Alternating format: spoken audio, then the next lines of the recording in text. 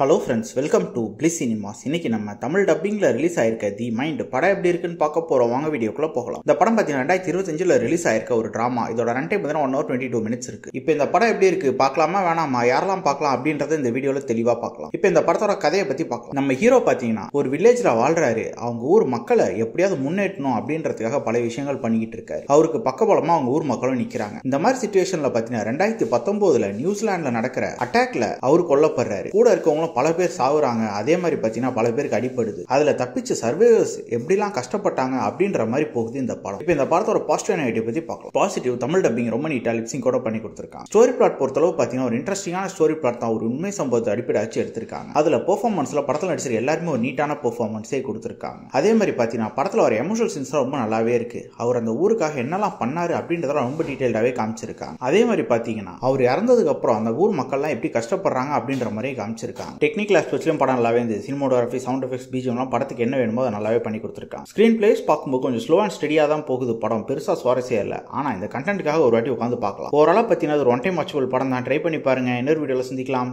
Thank you.